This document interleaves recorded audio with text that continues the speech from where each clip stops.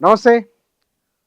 2 తెలుగు రాష్ట్రాలలో ఓ 10 మంది ఒక దగ్గర కలిస్తే మాట్లాడుకుంటున్న అంశం సాయి భగీరథ కేసుకు సంబంధించింది. అతనికి బెయిల్ వస్తుందా? రాదా? అతని భవిష్యత్తు ఎట్లా ఉండబోతున్నది? కోర్టు ఎట్లా స్పందించబోతున్నది? ఈ విషయాల గురించే మాట్లాడుతున్నారు. కోర్టులో జరిగిన ఆర్గ్యుమెంట్స్ వాటిని బట్టి చూస్తే గనక నిర్ణయం ఎట్లా ఉండవచ్చు అనే అంశాలు కూడా చర్చలో ఉన్నాయి. ఈ మొత్తం పరిణామాలను పరిశీలించినప్పుడు వ్యక్తమవుతున్న అంశాలు ఏమేమి ఉన్నాయి, సాయి భగీరథ భవిష్యత్తు ఎట్లా ఉండబోతున్నది, ఇంతకుముందు జరిగిన పరిణామాలు ఏమిటి, వీటి గురించే మనం మాట్లాడదు. మన దగ్గర హైకోర్టు అడ్వకేటు ఉదయకాంత్ గారు ఉన్నారు, వారితో మాట్లాడదాం. సార్ నమస్కారం. సార్ నమస్తే సార్. సార్, నిన్న హైకోర్టులో జరిగిన ఆ, వాదనలు తర్వాత కోర్టు మళ్ళీ కొంత వాయిదా వేసి తర్వాత అభిప్రాయాన్ని చెప్తామన్నారు కదా. బహుశా సాయి భగీరథ్ భవిష్యత్తు ఎట్లా ఉండవచ్చు, కోర్టు ఎట్లా స్పందించే అవకాశం ఉన్నదని మీరు అనుకుంటున్నారు? సార్ ఇప్పుడు మీరు ఓపెనింగ్లో అన్నారు 10 మంది కలిస్తే ఇదే చర్చ. 10 మంది కలిసినా కాదు సార్, ఇద్దరు కలిసిన ఇదే చర్చ అయితే ఉన్నది మన రాష్ట్రంలో. సో నిన్న ఆయన ఆర్గ్యుమెంట్స్లో కొన్ని విషయాలు మనకు క్షుణ్ణంగా పరిశీలించాల్సిన అవసరం ఉన్నది. The very first opening of the case ఏదైతే ఉన్నదో జడ్జి గారు ఒక సస్పెక్షన్ అంటే ఒక ప్రాబ్లం ఎక్స్ప్రెస్ చేసినారు. ఏదైతే ఈ కేసుకు సంబంధించి ఎంతమంది సోషల్ మీడియాకి సంబంధించిన వాళ్ళు ఉన్నారు, సోషల్ మీడియాలో వస్తున్న ఒక వార్త కథనాలు ఏంటిది, నేనేదో ఫేవర్ తీసుకుంటున్నట్టుగా కోర్టు మీద సస్పెక్షన్స్ వస్తూ ఉన్నాయి, అది సరికాదు, అండ్ ఇది తీర్పు తీర్చడం వల్ల నా భర్తకి ఏదో బెనిఫిట్ అవుతుందని చెప్పి అంటూ ఉన్నారు. ఇటువంటి ఆరోపణలు మాత్రం నేను ఏకీభవించను, సమర్థించను. దాని తర్వాత నా దగ్గర మీరు ఆర్గ్యుమెంట్స్ చేయాలని మీకు ఏమైనా అభ్యంతరాలు ఉంటే, ఎవరికైనా ఏదైనా అభ్యంతరాలు ఉంటే defence side prosecution side advocate కానీ లేకపోతే ప్రాసిక్యూషన్ సైడ్ సపోర్ట్ చేస్తూ అమ్మాయి సైడ్ నుంచి ఒక అడ్వకేట్ను నాగేశ్వరరావు గారు అనుకుంటా, ఆయన పేరు నాకు ఎగ్జాక్ట్గా తెలియదు, ఆయన గురించి కూడా మాట్లాడడం జరిగింది. పల్లె నాగేశ్వరరావు గారు పబ్లిక్ ప్రాసిక్యూటర్, దాంతోపాటు ఇంకొక తను అసిస్ట్ చేస్తూ ఇంకొక సీనియర్ అడ్వకేట్ను వాళ్ళు అమ్మాయి సైడ్ నుంచి ఎంగేజ్ చేసుకున్నట్టున్నారు. మీకేమైనా అభ్యంతరాలా లేదనేసి ఒక మాట ఎక్స్ప్రెస్ చేయడం జరిగింది. వాళ్ళు ఇమ్మీడియట్గా మాకు ఎటువంటి అభ్యంతరం లేదని చెప్పినారు.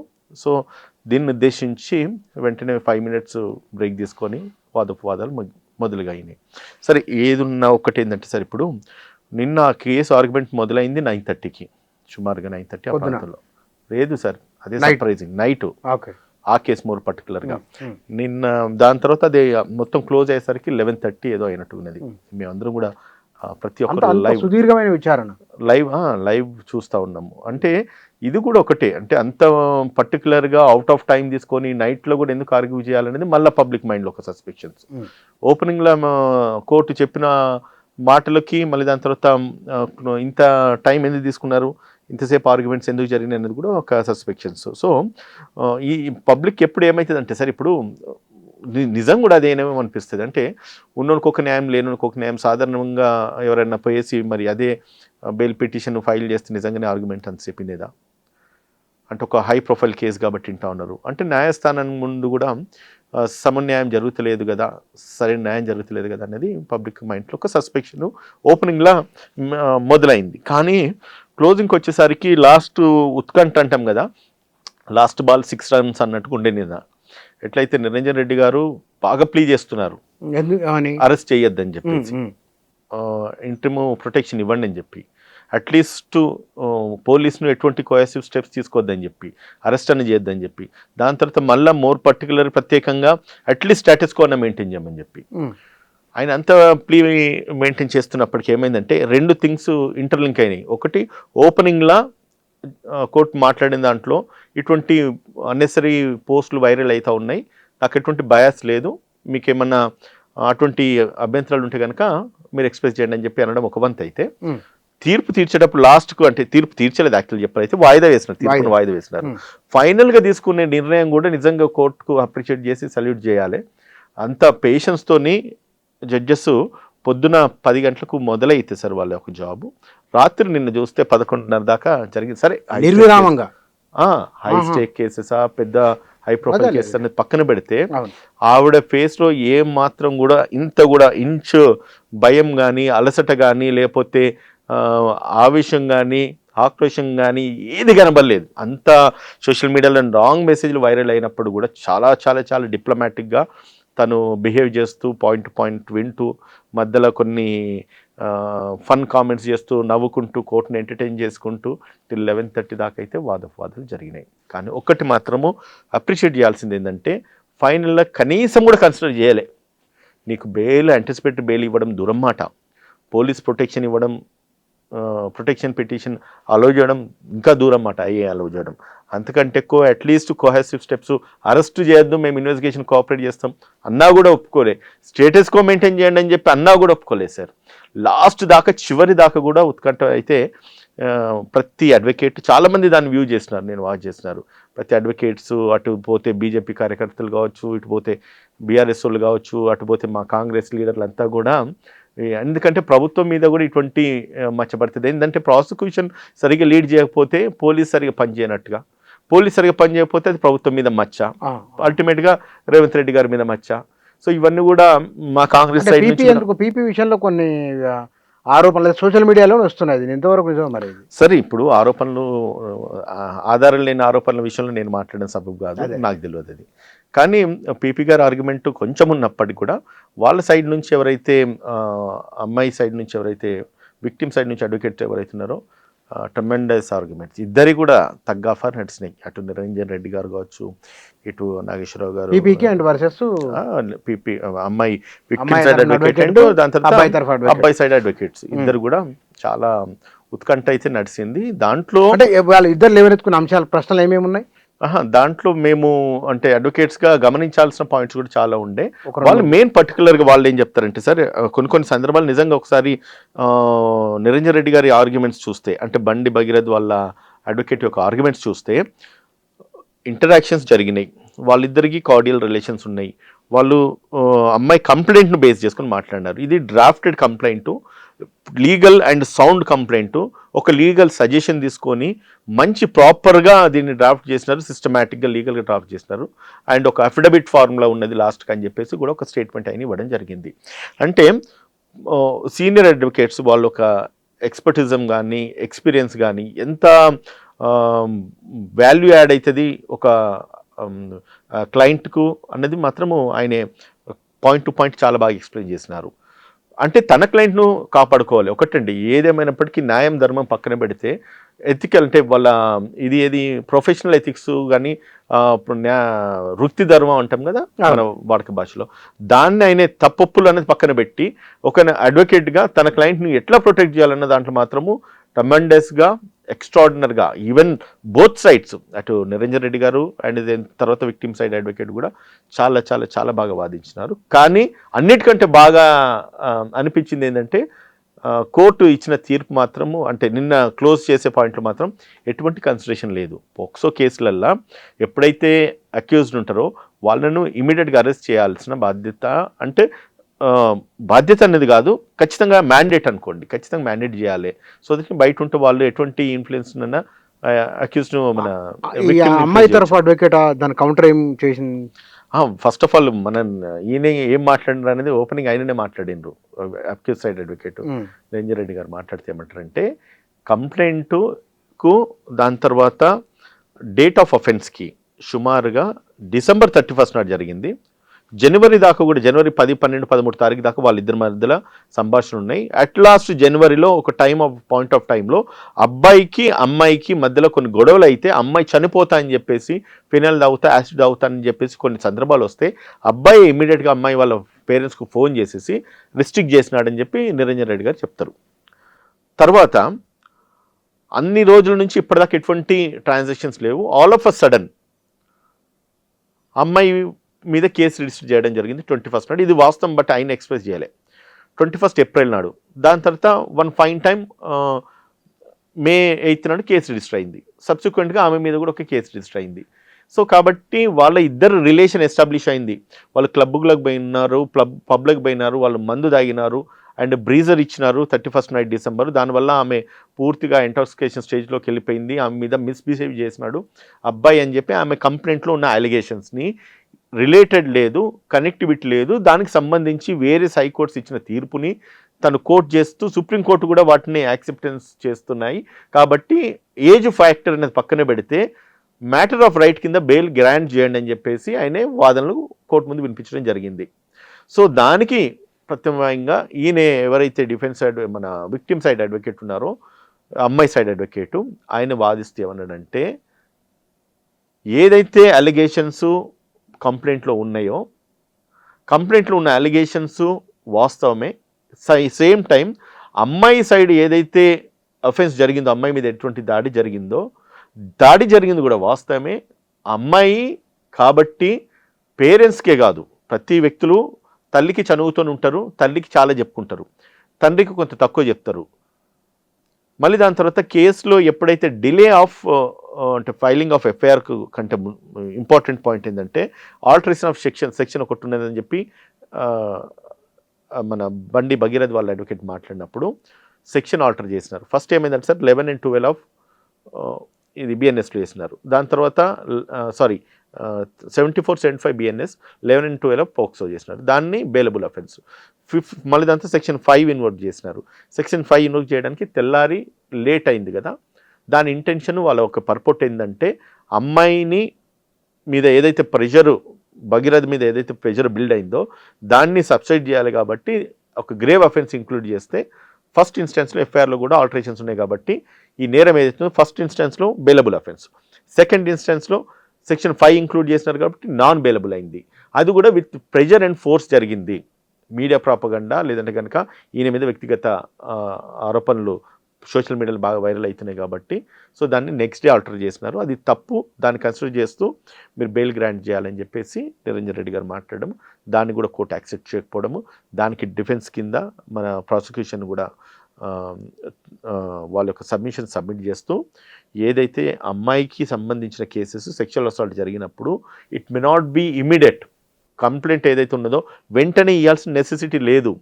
It may take time. ఎందుకంటే ఒకసారి మనం వివరంగా క్లుప్తంగా చెప్పాలంటే ఒక ఆడపిల్ల తండ్రి కంటే తల్లికే క్లుప్తంగా చెప్తుంది. అటువంటి సమాజంలో మనం బ్రతుకుతున్నాం కాబట్టి దేర్ ఇస్ ఎ సెన్సిటివిటీ ఉన్నది కాబట్టి ఆ ఒక్క సెన్సిటివిటీని వాళ్ళు ఎక్స్ప్రెస్ చేసే విధానంలో లేకపోతే చెప్పే విధానంలో కొంత డిలే అయి ఉంటుంది. అండ్ సేమ్ టైం మదర్ ఇచ్చిన స్టేట్మెంట్ మీద ఫస్ట్ ఇన్స్టాన్స్లో బెయిలబుల్ అఫెన్స్ రిజిస్టర్ చేయాల్సి వచ్చింది. పోక్సో యాక్ట్ ఇంక్లూడ్ చేయాలంటే కనుక అమ్మాయి విక్టిమ్ స్టేట్మెంట్స్ కూడా రికార్డ్ చేయాలి. విక్టిమ్ స్టేట్మెంట్స్ రికార్డ్ చేయడానికి నెక్స్ట్ డేనే అమ్మాయిని తీసుకెళ్ళి ఆమెను ఎంక్వైరీ చేసి ఆ అమ్మాయి స్టేట్మెంట్స్ రికార్డ్ చేసుకొని సెక్షన్స్ ఆల్టర్ చేయడం జరిగింది. కాబట్టి ఇది గ్రేవ్ అఫెన్స్ అయింది. సో ఇందులో బెయిల్ ఇవ్వడానికి వీల్లేదని చెప్పేసి విక్టిమ్ సైడ్ అడ్వకేటు ప్రాసిక్యూషన్ మాట్లాడడం జరిగింది. సో ఇవన్నిటికీ సెవరల్ కోర్టు ఇచ్చిన జడ్జిమెంట్స్, మళ్ళీ దాని తర్వాత డిఫెన్స్ సైడ్ కానీ ప్రాసిక్యూషన్ సైడ్ కానీ సెవరల్ పాయింట్స్ కూడా వాళ్ళు మెన్షన్ చేస్తూ కోర్టుకు వాళ్ళకి సబ్మిషన్స్ చెప్పినారు. కానీ ఒక విషయం చెప్తాను ఏంటంటే సార్, అమ్మాయి అబ్బాయి తిరిగినరు, అమ్మాయి అబ్బాయి మధ్యలో కొన్ని రిలేషన్స్ ఎస్టాబ్లిష్ అయినాయి, అమ్మాయి అబ్బాయి కలిసినారు, రూమ్కి వెళ్ళినారు, 3 రోజులు 4 రోజులు గడిపినారని చెప్పి నిరంజన్ రెడ్డి గారు చాలా క్లుప్తంగా కోర్టులో ఆర్గ్యుమెంట్ చేసినారు. కానీ ఒక రకంగా చెప్తే ఆ ఆర్గ్యుమెంట్సే కనుక కన్సిడరేషన్ తీసుకుంటే నిరంజన్ రెడ్డి గారు చేసిన ఆర్గ్యుమెంట్స్, ఆయన ఎక్స్ప్రెస్ చేసిన వ్యూస్, ఆయన ప్రొడ్యూస్ చేసిన ఎవిడెన్స్ కనుక ఒకవేళ అది నిజమని అంటే అమ్మాయి ఏజ్ కనుక మైనర్ అయితే పూర్తిగా ఆర్గ్యుమెంట్స్ అన్నీ కూడా ఈయనకు కాంట్రడిక్టరీ అవుతుంది. ఎవరికి? నిరంజన్ రెడ్డికి కాంట్రడిక్ట్ అయితే రేపు ట్రయల్ కోర్టులో చాలా చాలా చాలా ఇబ్బంది అవుతుంది. ఏం లేదు సార్, నేరం జరిగిందా జరగలేదంటే అమ్మాయి అబ్బాయి కలిసిండ్రు, తిరిగినరు, రాత్రులు పగలు ఉన్నారని చెప్పేసి ఆయననే కొన్ని స్టేట్మెంట్స్లలో అమ్మాయికి అయిన చార్ట్ హిస్టరీస్లలో లేకపోతే అమ్మాయి ఇచ్చిన కంప్లైంట్లలో కొన్ని పాయింట్స్ మెన్షన్ చేస్తూ కోర్టు ముందు కొన్ని సబ్మిట్ చేయడం జరిగింది. ఆ పాయింట్స్నే కనుక కన్సిడర్ చేసుకుని రేపు ట్రయల్ కోర్టులో ఆ పాయింట్స్ కనుక ఆర్గ్యూ చేస్తే ఖచ్చితంగా అమ్మాయి అబ్బాయి కలిసిండ్రు, వాళ్ళు తిరిగిండ్రు, వాళ్ళిద్దరి మధ్యలో రిలేషన్ ఎస్టాబ్లిష్ అయింది అనేది ప్రూవ్ అవుతుంది. అప్పుడేమవుతుందంటే ఈ అమ్మాయి మైనర్ కాబట్టి అమ్మాయి మైనర్ మీద విత్ కన్సెంట్ చేసినా కూడా అది నేరమే అని చెప్పి చెప్తారు. అటువంటప్పుడు ఈయన అంటే ఒకటి చేయబోయి ఇంకోటి అయింది అన్నట్టుగా అనుకోవచ్చు. అది వీళ్ళే వాళ్ళకు డోర్స్ ఓపెన్ చేసేసి వాళ్ళకి క్లియర్ కట్గా అమ్మాయి అండ్ అబ్బాయి కలిసి తిరిగినరు అండ్ వాళ్ళిద్దరి మధ్యలో ఏదో జరిగింది అన్నది నిన్నటి ఆర్గ్యుమెంట్స్. కానీ ఆయన ఫస్ట్ ఇన్స్టాన్స్లోనే ఎప్పుడు కూడా ఆయన ఏం చెప్తాడంటే నేను కన్సిడర్ చేస్తలేను. ఎవరంటారు? నిరంజన్ రెడ్డి గారు. ఎవరు? బండి భగీరథ్ వాళ్ళ అడ్వకేట్. ఓకే. కన్సిడర్ చేస్తలేను. నేను జరిగిన అఫెన్స్కి వివిధ కోర్టులు ఏవైతే ఇంటర్ప్రిటేషన్స్ ఇచ్చినావో దాన్ని ఎక్స్ప్రెస్ చేస్తూ నాకు బెయిల్ అనేది తర్వాత, యాంటిసిపేటరీ బెయిల్ అనేది తర్వాత, నాకు ఇంటరిమ్ ప్రొటెక్షన్ ఇవ్వండి, నేను ఎటువంటి తప్పు చేయలేదు, నేను నా తప్పును, నేను ఒక నిర్దోషత్వాన్ని ప్రూవ్ చేసుకోవడానికి నాకు ఒక స్కోప్ ఇవ్వండి, అవకాశం ఇవ్వండి, నేను పోలీసుల దగ్గరకు పోతా, నా సాక్ష్యాధారాలన్నీ నేను సబ్మిట్ చేస్తా, దానికి తగ్గట్టుగా నేను నిర్దోషిని అని చెప్పి ప్రూవ్ చేసుకుంటా, నాకు టైం ఇవ్వండి, నన్ను అరెస్ట్ చేద్దామని అంటారు. కానీ ఇక్కడ ఈ ఎంటైర్ ఎపిసోడ్లో 10వ తరగతి టీసీలోను 10th మెమోలోను ఉంటుంది డేట్ ఆఫ్ బర్త్, అది పట్టుకోలేకపోతున్నారా? ఎందుకు ఇంతగానం తిప్పుతున్నారు? అయితే అది ఫస్ట్ ఆర్గ్యుమెంట్స్లో జరగలేదు, అంటే ఇదివరకు జరిగిన ఆర్గ్యుమెంట్స్లో జరగలేదు. బట్ నిన్న జరిగిన ఆర్గ్యుమెంట్స్లో ఒక సీల్డ్ కవర్లో ఆమె 10th క్లాస్ మెమోను సబ్మిట్ చేసిండ్రు. నిరంజన్ రెడ్డి గారు ఏమంటారంటే, ఏమున్నా అప్పుడు ఏదైతే కేసు జరిగిందో, రోడ్ యాక్సిడెంట్ జరిగినప్పుడు ఛార్జ్ షీట్లో అమ్మాయి డేట్ ఆఫ్ బర్త్ చూస్తే అప్పటికిప్పటికీ అమ్మాయి మేజర్ అంటాడు. కానీ దాన్ని కన్సిడర్ చేయరు ఎవరు కూడా. కామన్ సెన్స్ కదా సార్. ఇప్పుడు మనం ఎక్కడ చదువుకోవడానికి పోనా, ఎక్కడికి ఏం చేయాలన్నా కూడా ఫస్ట్ ఇన్స్టెన్స్లో నీ 10th క్లాస్ మెమోనే అడుగుతారు. 10th క్లాస్ మెమోలో నీ డేట్ ఆఫ్ బర్త్ ఏమన్నా అది ఇంపార్టెంట్. దాని తర్వాత నీ బర్త్ సర్టిఫికేట్ మున్సిపల్ అథారిటీస్ కానీ రెవెన్యూ అథారిటీస్ కానీ ఇచ్చింది అది ఇంపార్టెంట్.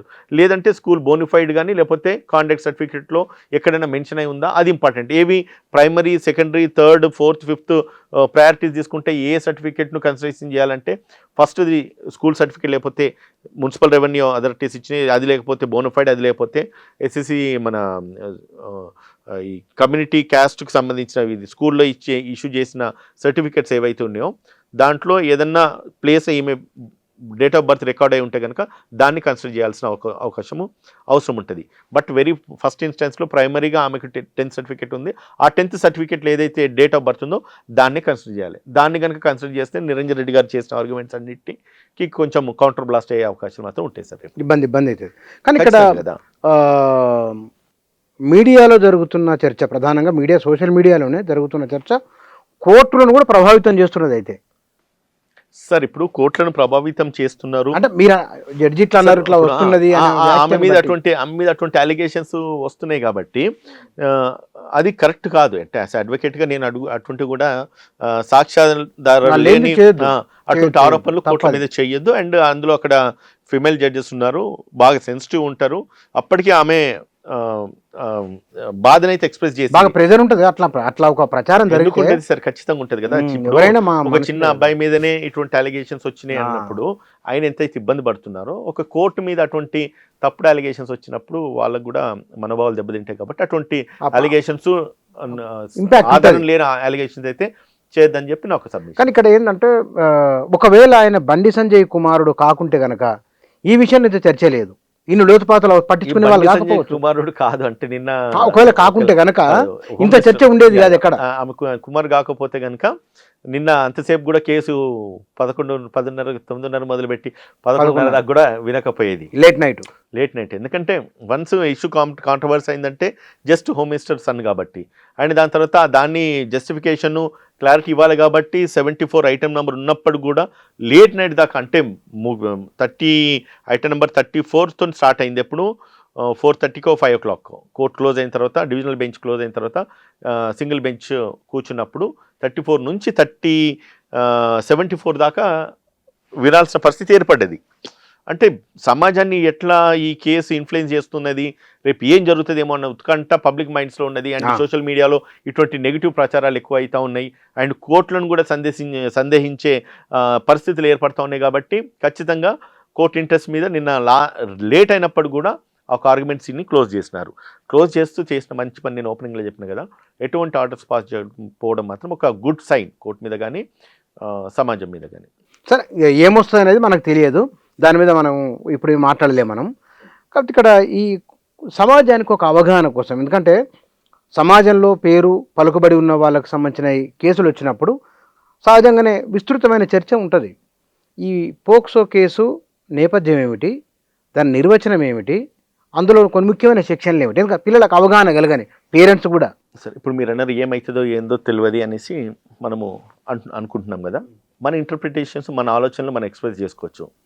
ఏమవచ్చు సార్ అని మీరు నన్ను అడిగితే కనుక, నన్ను అడిగితే బెయిల్ ఆయనకు రాదు అని నేను అనుకుంటున్నా. ఒకటి, ఇంటరిమ్ ప్రొటెక్షన్ ఏదైతుందో కూడా దాన్ని కూడా ఇవ్వరని అనుకుంటున్నా. ఎందుకంటే ఇంత కాంట్రవర్సీ అయిన కేసులో రెండు అయితే సార్, ఒకవేళ బెయిల్ ఇస్తే గనక ఇంటర్ ప్రొటెక్షన్ ఇచ్చినా, యాంటిసిపేటరీ బెయిల్ శాంక్షన్ చేసినా కూడా ఏవైతే స్పెక్యులేషన్స్ న్యూస్లలో వైరల్ అవుతున్నాయో అవి నిజమే కావచ్చు అనుకునే ఆలోచన ఉంటుంది, రైట్? ఫస్ట్ ఇన్స్టాన్స్లో. సెకండ్ ఇన్స్టాన్స్లో బెయిల్ ఇవ్వద్దు. బెయిల్ ఇవ్వకపోతే ఏమవుతుంది? తప్పించుకున్నాడు బయట ఎట్లాగో బయటనే తిరుగుతున్నాడు, ఇంకొక 10-15 రోజులు తప్పించుకుంటాడు కావచ్చు. ఇప్పుడు పోలీస్ సహకరిస్తున్నారు, హోంమంత్రి కాపాడుకుంటున్నాడు అనేసి ఏవైతే అలిగేషన్స్ బయట వస్తున్నాయో, బ్లేమ్ వస్తే ఏమవుతుంది? పోలీస్ మీద మళ్ళీ బ్లేమ్ వస్తుంది. పోలీస్ మీద బ్లేమ్ వస్తే ఏం చేయాలి? పోలీసులు పోయి అరెస్ట్ చేయాలి ఎక్కడున్నా కూడా. అండ్ బండి సంజయ్ కూడా కోఆపరేట్ చేయాలి, దానికి కోఆపరేట్ చేసేసి ఆయనను అరెస్ట్ చేయకుండా చూసుకో, ఏది మన అరెస్ట్ చేసే విధంగా కానీ లేకపోతే చట్టానికి సహకరించాలి. సహకరిస్తే ఏమవుతుంది? ఇటు కోర్టు మీద అలిగేషన్స్ ఏదైతున్నాయో సబ్సైడ్ అవుతుంది.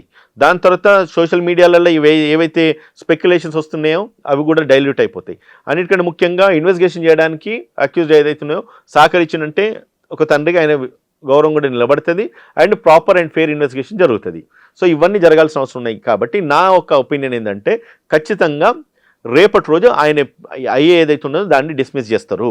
ఆయనకి ఎటువంటి ప్రొటెక్షన్ కోర్టు ఇవ్వరు. And same time bail arguments వచ్చినప్పుడు కూడా క్లియర్ కట్గా చెప్తున్నా సార్, యాంటిసిపేటరీ బెయిల్ కూడా అలౌ కాదు. కాకపోతేనే మంచిది, కోర్టు గౌరవం కూడా నిలబడుతుంది. అండ్ ఏవైతే స్పెక్యులేషన్స్ వస్తున్నాయో అవన్నీ అబద్ధం అని చెప్పేసి కరాకట్గా ప్రూవ్ అవుతాయి. లేదంటే కనుక ఒకవేళ ఆయనకు బెయిల్ నిజంగానే గ్రౌండ్స్ ఉండి ఇచ్చినా కూడా ఇంకా మీకులాంటి వాళ్ళు ఇంక తెలియదు ఏమున్నది. ఇప్పుడు మన ఛానల్స్ అన్నీ కూడా మళ్ళీ తప్పుడు ప్రచారం చేసుడు, తప్పుడు మెసేజ్ అయితే సొసైటీని ఇన్ఫ్లుయెన్స్ చేసే విధంగా ఉంటుంది. సో కాబట్టి అయ్యే డిస్మిస్ చేయాలి, బెయిల్ పిటిషన్ కూడా డిస్మిస్ చేయాలి. అదే జరిగితే కనుక కొంచెం ఫేర్ ట్రయల్స్ జరుగుతున్నాయి, లేకపోతే జ్యుడిషియరీ మీద ఒక కాన్ఫిడెన్స్ అయితే సాధారణమైన పబ్లిక్ ఉంటుందని చెప్పి నేను నమ్ముతున్నా. So first your doubt is clear. Second, మీరు అడిగిన పాయింట్లో ఒకవేళ ఇటువంటి జరిగితే ఏమి ఆఫెన్సెస్ ఉంటాయి అండ్ ఎటువంటి శిక్షలు ఉంటాయి, ఇది చాలా చాలా చాలా ఇంపార్టెంట్. డెఫినేషన్ పోక్సోలో నిర్వచనం నుంచి పోక్సోలో ఎప్పుడైతే ఒక మైనర్ గర్ల్ మీద ఒకవేళ రేప్ అటెంప్ట్ జరిగితే, సెక్షువల్ అసాల్ట్ జరిగితే, it is not mere penetration, just అమ్మాయిని టచ్ చేసినా, ఆమె ప్రైవేట్ పార్ట్స్ని టచ్ చేసినా, ఆమెను ముట్టుకున్నా, ఆమెను అట్లీస్ట్ ఫోర్ప్లే చేసిన ప్రతిదీ, అంటే సెక్షువల్ కాండక్ట్స్ కానీ సెక్షువల్ బిహేవియర్స్ ఏవైతే ఉంటాయో ఏ ఒక చిన్న అఫెన్స్ ఆమె మీద కనుక జరిగినా కూడా అది ఖచ్చితంగా పోక్సోలో అట్రాక్ట్ అవుతుంది. అండ్ ఒక అమ్మాయి మైనర్ గర్ల్ కనుక ఆమె మీద సెక్షువల్ అసాల్ట్ జరిగింది, అది పోక్సో కేసు నిరూపించతే కనుక నిరూపణ అయితే it is 20 years and above punishment, life imprisonment, అవసరమైతే డెత్ పెనాల్టీ కూడా ఉంది. కాబట్టి పిల్లలు కూడా గమనించండి. దో వీఆర్ చిల్డ్రన్, అంటే 20, 21, 22 వరకు మనం ఏమనుకుంటాం, వాళ్ళు పిల్లలు కదా అనుకుంటాము. కానీ వాళ్ళు ఇంకొక అమ్మాయితో కలిసినప్పుడు మైనర్ గర్ల్స్ అయితే కనుక 18 years 1 day అయినా కూడా పర్లేదు సార్. 1 day అయినా కూడా డేట్ ఆఫ్ కంప్లైంట్కి, డేట్ ఆఫ్ అఫెన్స్కి, అఫెన్స్ జరిగిన దానికి 1 day డిఫరెన్స్ ఉన్నా కూడా 18 yearsకి ఆ వ్యక్తికి ఎవరైతే అక్యూజ్డ్ ఉంటారో వాళ్ళకు శిక్ష పడుతుంది. కాబట్టి ఒళ్ళు దగ్గర పెట్టుకొని వ్యవహరించండి అని చెప్పి పిల్లలకి చెప్తా. అండ్ మేజర్ పేరెంట్స్ కూడా వాళ్ళకు మానిటరింగ్ పెట్టుకోండి అని చెప్పి పదే ఛానల్లో నేను చెప్తా ఉన్నాను, మళ్ళీ కూడా అదే చెప్తున్నాను నేను. ఇప్పుడు దీని పోక్సో చట్టం నేపథ్యం ఏమిటి? ఏ నేపథ్యంలో ఈ చట్టం వచ్చింది సార్? ఇప్పుడు మనం అనుకుంటాం సార్, మీ ఏజ్ ఎంతో నాకు తెలియదు, చెప్పండి. 40+. నేను 40+. ఎందుకు అడుగుతున్నానంటే సార్, ఇప్పుడు ఒకప్పుడు ప్రేమలు, మధ్యలో ప్రేమలు, ఇప్పటి ప్రేమల్లో ఎంత వ్యత్యాసం వచ్చింది చూడండి. అంటే మేము చిన్నగా ఉన్నప్పుడు అంటే ఈ ఉత్తరాలతోని ప్రేమలు జరిగేవి. అంటే ఒక అమ్మాయి అబ్బాయికి లవ్ లెటర్ రాసినట్టు పెద్ద నేరం, రైట్ సార్? అంతకంటే ముందు ఎవరో ఒకరిని కలిసేసి చూసి మాట్లాడుకున్నారంటే గోడల మీద రాసేది ఆ రోజు. అందుకని మీ సినిమాలో చూస్తాం కదా, గోడల మీద అమ్మాయి అబ్బాయి పేరు రాసేవాళ్ళు. అది అప్పట్లో స్కూల్స్లలో ఉండేదేమో, స్కూళ్ళల్లో ఉండేది. So and so person love so and so person, maybe బాత్రూమ్లలో అక్కడిక్కడ కారిడార్లలో ఉండేటి. మేము చదువుకున్నప్పుడు కూడా, మేము ఫస్ట్ సెకండ్ క్లాస్ ఉన్నప్పుడు చూద్దాం, అంటే మా సీనియర్స్. సో ఆ రోజులు ఉండే. దాని తర్వాత మధ్యలో ఏమైంది, గోడల మీద రాసే రోజుల నుంచి, ఒక అమ్మాయి అబ్బాయి చెప్పుకునే రోజుల నుంచి, ఒక ఆడపిల్ల మగపిల్ల మాట్లాడితేనే తప్పు అనుకునే రోజుల నుంచి ఈ రోజు ఎక్కడి దాకా వచ్చిందంటే, ఒక అమ్మాయి అబ్బాయి 3 రోజులు 4 రోజులు పోయేసి హోటళ్ళల్లో, పబ్బులల్లో, క్లబ్బులల్లో, రెస్టారెంట్లల్లో, లేకపోతే టూర్లకు పోయినా కూడా ఏ తప్పు కాదని చెప్పేసి ఆ రోజులకు వచ్చినాం. సో అంటే మనం చిన్నప్పటికంటే కూడా మన పేరెంట్స్ చిన్నగా ఉన్నప్పటి ప్రేమలు ఎట్లా ఉండే, ఉత్తరాలతో మొదలైన ప్రేమలు ఎట్లుండే, ఈరోజు దాని తర్వాత ఫోన్లు ఉంటే మెసేజ్లలో ఫోన్లలో ప్రేమించుకునే పరిస్థితులు ఏర్పడ్డాయి. దాని తర్వాత ఇప్పుడు వాట్సాప్లల్లో వీడియో కాల్స్ ఇంకా రకరకాలు ఈ రోజులలో నడుస్తూ ఉన్నాయి. అంటే ఎందుకు ఇది జరుగుతుందంటే ఆ పాత రోజులకి ఈ రోజులకు ఉన్న వ్యత్యాసం ఏదైతే ఉన్నదో, అప్పుడున్న టెక్నాలజీ వేరు, ఇప్పుడున్న టెక్నాలజీ వేరు. ఇప్పుడు మారుతున్న టెక్నాలజీకి అనుగుణంగా పబ్లిక్లకు పిల్లలకు ఒక విచ్చలవిడితనం ఎక్కువ అయిపోయింది. అండ్ అప్పుడు పబ్ క్లబ్ కల్చరే లేకుండే కదా సార్. ఇప్పుడు వైన్ షాప్ పోయి కొనుక్కొని ఇంటికి పోయి తాగేటోళ్ళు, హార్డ్ లెక్క చెప్పాలంటే హోటల్ కూర్చొని తాగేటోళ్ళు. ఇప్పుడు పబ్లంట, క్లబ్లంట, హుక్కా సెంటర్లు అంట. ఇప్పుడు నిన్న ఏదో ఆర్గ్యుమెంట్స్లో వచ్చింది సార్, నిన్న అమ్మాయి ఆర్గ్యుమెంట్స్లోనే బ్రీజర్ కన్జ్యూమ్ చేసింది. బ్రీజర్ అంటే ఏంటిదో నాకు అంటే తెలియదని కాదు. అమ్మాయి బ్రీజర్ కన్జ్యూమ్ చేసిందంటే ఎంత పెద్ద నేరం. ఒకప్పుడు ఆడపిల్లలు ఎవరైనా తాగుతున్నట్టు అటు పక్కకు పోకపోయేది. ఈరోజు ఆడమొగ కూర్చొని తాగుతున్నారంట, కార్లలో కూర్చొని తాగుతున్నారంట. అటువంటి ఫొటోస్ వీడియోస్ బయటకు వస్తున్నాయని చెప్పి అంటున్నారు. అంటే మనిషి యొక్క సిచ్యువేషను, స్థితిగతులు, ఒకసారి బాడీ మైండ్ సహకరించినప్పుడు ఏం జరుగుతుందో ఏమో తెలియదు. నిన్న ఆ వ్యక్తి అమ్మాయి సైడ్ అడ్వకేట్ మాట్లాడితే ఏమన్నాడంటే 31st నైటు అమ్మాయికి బ్రీజర్ దాగిచ్చిండ్రు, తెల్లారు లేచి చూస్తే ఆమె ఒంటి. ఎంత దారుణం చూడండి సార్. ఓపెన్ కోర్టులో ఆయన ఆర్గ్యుమెంట్ చేసినారు. చాలా సున్నితమైన విషయం ఇది, ఎంత సెన్సిటివ్ పాయింట్. నిజంగా ఇప్పుడు నేను మాట్లాడాలన్నా కూడా నాకు ఇబ్బంది అనిపిస్తూ ఉన్నది. ఇది కనుక నిజమైతే ఒక్కసారి ఊహించండి, అక్కడ ఆడపిల్ల ప్లేస్లో మన పిల్లలే ఉన్నారనుకోండి, ఆడపిల్లల పేరెంట్స్ ఎంత జాగ్రత్తగా ఉండాలి సార్. చాలా జాగ్రత్త. కేవలం ఒక బ్రీజర్ అన్నది నాకు తెలిసి దాంట్లో 10 or 11%, 12% ఆల్కహాల్ కంటెంట్ ఉంటుంది. అది కన్జ్యూమ్ చేయించేసి ఆ అమ్మాయిని సెక్షువల్ అసాల్ట్ చేసినాడు అండ్ అమ్మాయి మైనర్ గర్ల్ అని చెప్పి కోర్టులో వాదనలు వినిపిస్తూ ఉన్నారు. తెల్లారు లేసరికి కోర్టులో వాదనలు వినిపిస్తూ ఉన్నారు. ఇదివరకు కోర్టులు అంటే మనకు ప్రొసీడింగ్స్ ఎవరికి తెలియకపోయేది, ఏం జరిగేది, ఇవన్నీ ఇన్ కెమెరా ప్రొసీడింగ్స్ జరగాల్సిన అవసరం ఉండేది. కానీ బెయిల్ను అపోజ్ చేయడానికి అని చెప్పేసి వాళ్ళు ఎంతకన్నా డిఫెన్స్ ప్రాసిక్యూషన్ లీడ్ తీసుకుంటున్నారు. బెయిల్ రావడానికి ప్రాసిక్యూషన్ ఎంతకన్నా తెగించేసి చేస్తూ ఉన్నారు, డిఫెన్స్ అడ్వకేట్స్ ఎంతకన్నా తెగించేస్తూ ఉన్నారు. అండ్ అన్నీ కూడా కెమెరాలలో రికార్డ్ అవుతూ ఉన్నాయి. ఈ మెసేజ్ ఎట్లయితే బయటికి వ్యాపిస్తూ ఉన్నదో, పేరెంట్స్కి ఒక అలర్ట్, ఒక అలారం అయితే కొట్టాలి వాళ్ళ మైండ్లో. మన కల్చర్స్ అని చెప్పేసి అడ్వాన్స్ కల్చర్స్, నా పిల్లల మీద నాకు నమ్మకం ఉన్నది, నా పిల్ల ఏ తప్పు చేయదు. ఎక్కడైనా సరే నమ్మకం ఉన్న చోటన మోసం ఉంటుంది. ఏ తప్పు చేయదు, నా అమ్మాయి మంచిది, నా కూతురు మంచిది, నా కొడుకు మంచోడు, నా కొడుకు బిడ్డ మంచిది అని అనుకుంటే మాత్రము అది 100% ఇటువంటి బయటకు వచ్చేంత వరకు కూడా మనకు అర్థమవుతుంది, అది నేరం అవుతుంది, తప్పు అవుతుంది. కానీ వాళ్ళు ఏమైందంటే ఒకటి కమ్యూనికేషన్ ప్రపంచం పెరిగిన తర్వాత ఎవరు ఎటువైపు పోతారో గుర్తించడం కూడా కష్టమైపోతున్నది. చాలా పేరెంట్స్కు ఎంత మనం పిల్లలను మరి ఎక్కువ కంట్రోల్ చేస్తేనేమో ఒక రకమైన ఇంపాక్ట్ ఉన్నది, వారి మీద కాస్త చూసి చూడనట్లుంటేనే ఇంకో రకంగా ఉన్నది. ఇంట్లో ఎంత జాగ్రత్త ఉన్నా బయటకు పోయినాక ఏమవుతుందో తెలియట్లేదు. చాలా సున్నితమైన ఒకనొక అది ఏర్పడింది. అంటే ఎవరికైనా ఇప్పుడు ఉదాహరణకు ఈ అబ్బాయి విషయంలోనే అధికారం ఉన్నది, అధికారంతో కూడిన అంశాలు కొన్ని ఆ పిల్లగాని చుట్టూ ఉన్నప్పటికీ కూడా ఉన్నాయి అవన్నీ ఆ ఇంపాక్ట్ ఉన్నప్పటికీ కూడా మొత్తమే సొసైటీ కూడా దాదాపు సున్నితమైందే కదా. ఇట్లాంటి ఏదో తెలుసో తెలియకనో ఇరుక్కపోయే వాళ్ళు, కొంతమంది నానా రకాల బాధలు పడే వాళ్ళు ఉన్నారు కదా. ఇందులో మనం ఈ తరహా కేసులు ఎదుర్కొన్న వాళ్ళు ఏమైనా అట్లాంటి కేసులు ఏమైనా ఉన్నాయా, అనుభవాలు ఉన్నాయా సార్? ఎందుకు అనుభవాలు లేవని కొనికి లేదు కదా సార్. ఇప్పుడు చాలా కేసెస్ జరిగినాయి. అంటే నేను లీడ్ చేసిన ఒక one of the most controversial case 2022లో ఒకటి జరిగింది. మీ అనుభవంలో ఉన్నది అది? నేను అనుభవం కాదు, నేను చేసిన కేసు, నేనే లీడ్ చేసిన దాన్ని. ఒక 4 years గర్ల్ మీద ఒక స్కూల్లో ఒక ప్రిన్సిపల్, ఒక డ్రైవరు, మీరు నమ్ముతారా? వినడానికి ఇబ్బంది ఉంది. నేను ఆ పాప మాట్లాడుతుంటే కళ్ళారా చూసి అసలు అర్థం కాలేదు నాకు, చెవులారా విని ఏం జరుగుతుంది సమాజంలో అర్థం కాలేదు.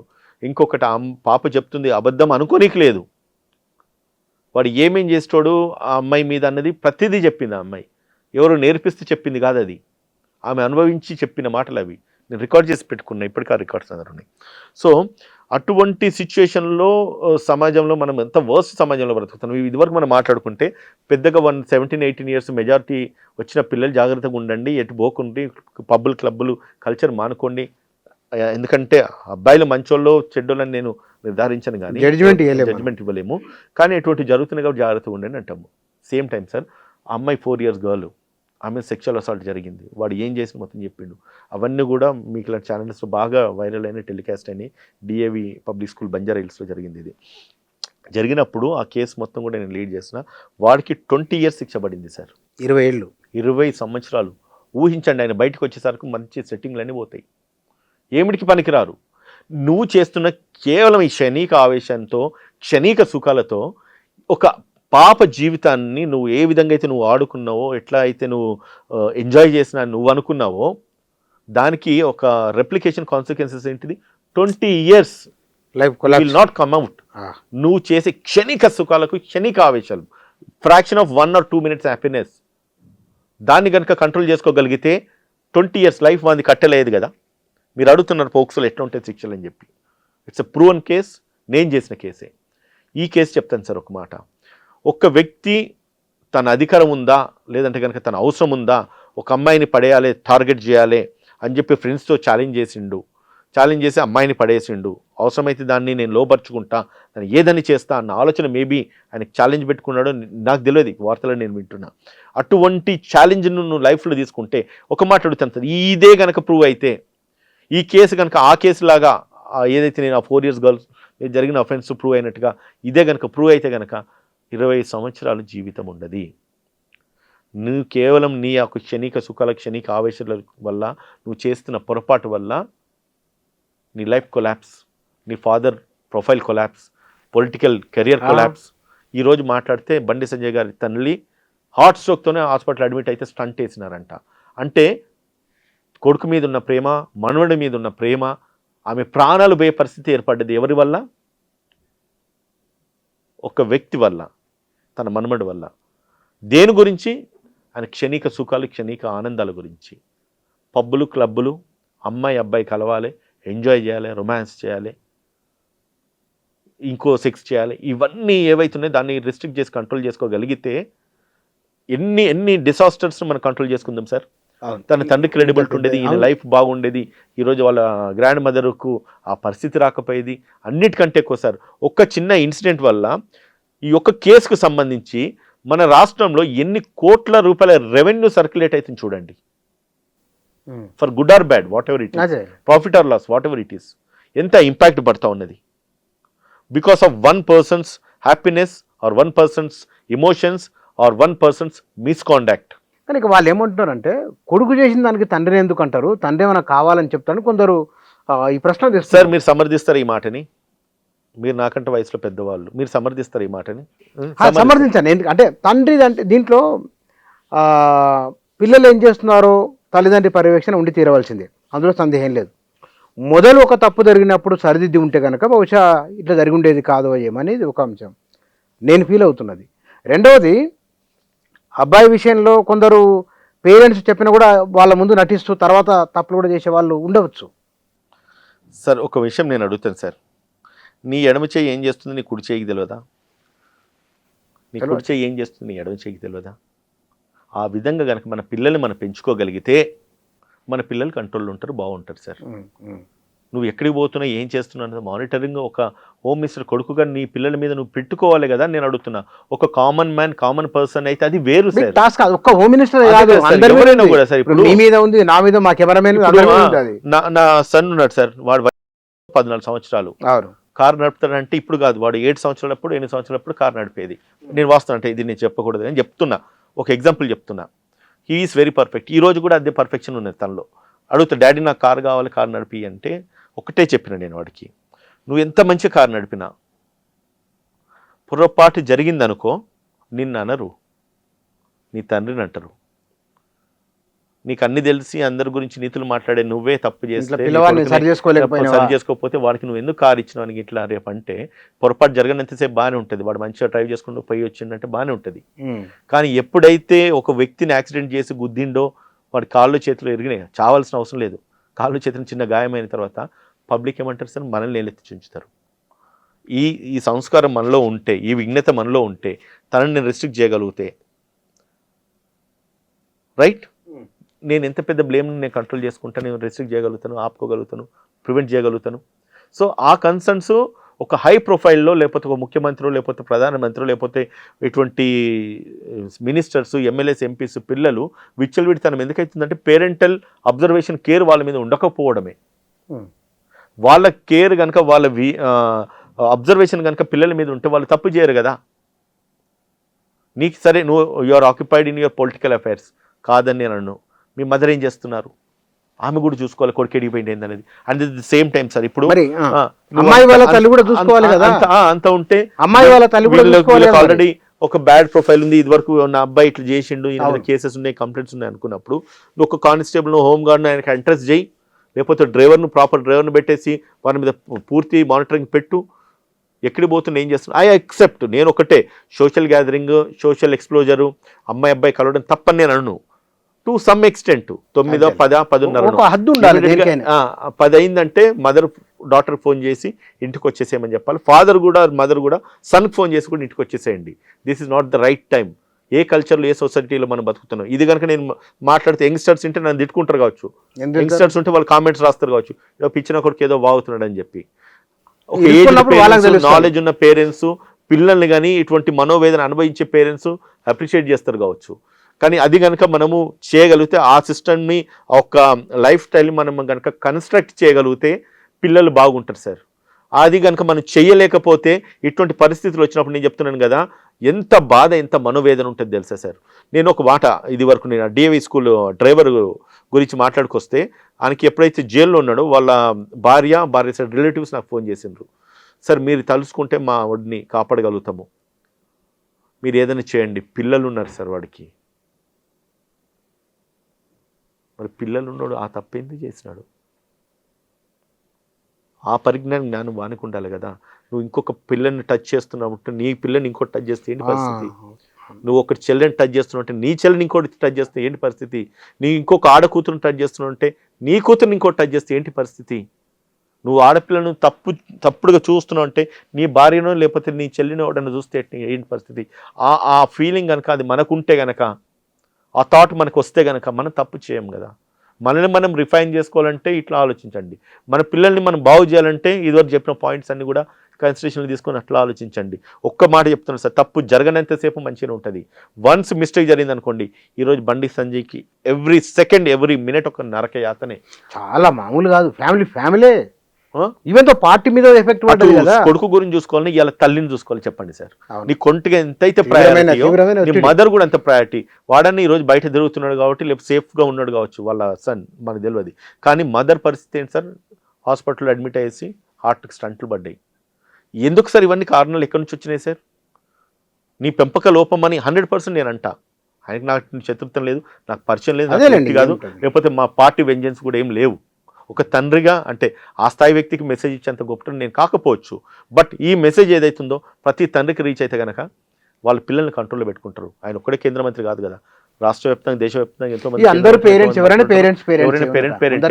బట్ ఇట్లా చెప్పేటోళ్ళు లేక. అండ్ ఇంకోటి కూడా చెప్తాను సార్, మీరు ప్రోగ్రాంలు ఈడ పెడుతున్నారు కదా, ఇట్లా కాదు, ప్రతి కాలేజీలలో స్కూల్స్లలో ఒక అడ్వకేట్ని తీసుకోండి, ఒక డాక్టర్ని తీసుకోండి, ఒక సైకాలజిస్ట్ని తీసుకోండి, లేదంటే కనుక ఒక పోలీస్ ఆఫీసర్ని తీసుకెళ్ళండి, అవసరమైతే ఒక కలెక్టర్ని తీసుకెళ్ళి ప్రోగ్రామ్స్ పెట్టి పోక్సో చట్టాలు ఏం చెప్తున్నాయి, చట్టం ఏం చెప్తుంది, లా ఏం చెప్తుంది, సెక్స్ అంటే ఏంటి, సెక్షువల్ అసాల్ట్స్ అంటే ఏంటిది, దానికి పనిష్మెంట్స్ ఏంటిది ఎక్స్ప్లెయిన్ చేయండి.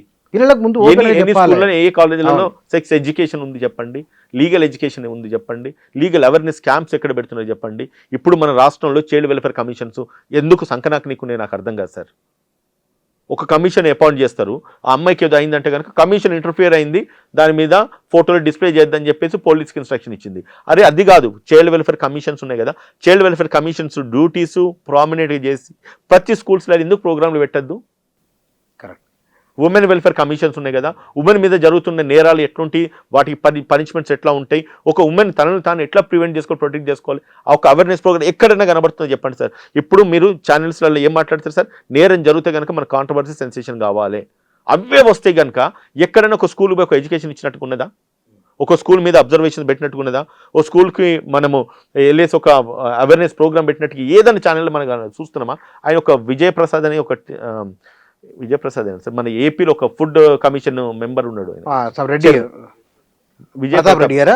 విజయ ప్రతాప్ రెడ్డి గారు. ఆ. ఆయన వీడియోస్ చూడండి సార్, నిజంగా చాలా ఎంత అద్భుతమైన- టచింగ్ ఉంటుంది తెలుసా? బాగా బాగా అరే ఎంత నీతిగా నిజాయితీగా తన నిజాయితీ, అవును. వృత్తిని తన డ్యూటీని సక్రమంగా Perfect నిర్వహిస్తున్నారు. man మరి అదే ఆ ఫుడ్ విషయంలో. కమిషన్ చైర్మన్ మన తెలంగాణ రాష్ట్రానికి లేడా?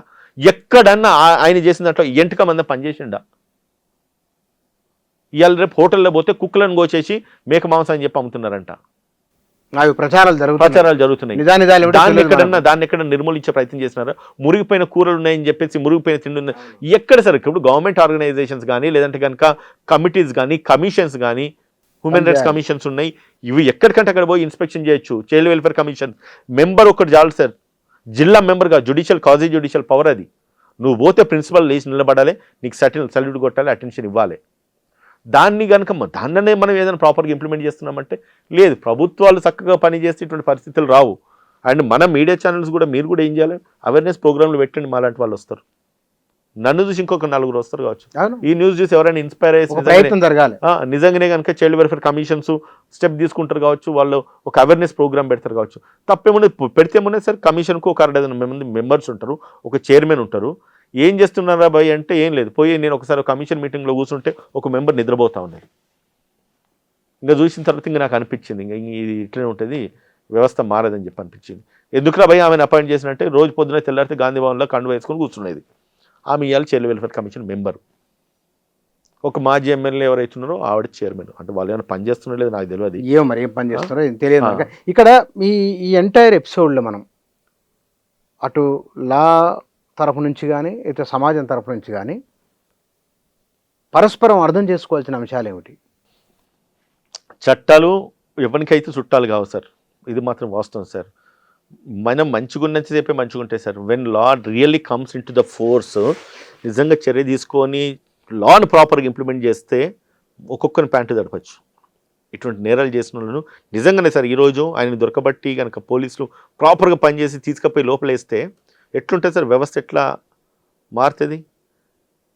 షేక్ కాదు రాష్ట్రంగా, దేశం మొత్తం షేక్ కాదా? ఇప్పుడు మన ప్రాబ్లం ఏంటి సార్, దోషిని పట్టుకుంటలేరు, దోషిని అరెస్ట్ చేస్తలేరు, ఆయనను కాపాడుతున్నారు. ముఖ్యమంత్రి ఇన్వాల్వ్ అయ్యి ఈయనను కాపాడుతున్నాడు అని చెప్పేసి ఆరోపణలు వస్తున్నాయి. ఒక హోంశాఖ మినిస్టర్ని, సెంట్రల్ మినిస్టర్ కొడుకుని ముఖ్యమంత్రి ఎందుకు కాపాడుతారు సార్? ఆయనకేం పని సార్? ప్రచారం అవుతుంది. నిన్న కూడా ఆయన మాట్లాడుకొచ్చిన నిన్నేదో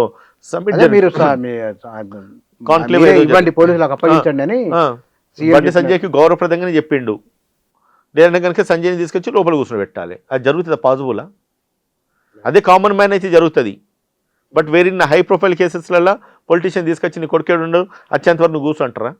అదే ఊర్లలో గల్లీలలో లేకపోతే ఇంకేంటన్నా ఎవరైనా ఉంటాయి. దీని చుట్టుముట్టు చాలా చర్చ జరుగుతున్నది. సమాజం ఒకప్పుడు ఉన్నట్లు లేదు కదా, అన్ని తెలుస్తున్నాయి. సో నేను అంటే పబ్లిక్ అవేర్నెస్ అన్ని రకాలుగా ఇవ్వాలి. అవును. సో ఇస్తే కనుక మంచిదే.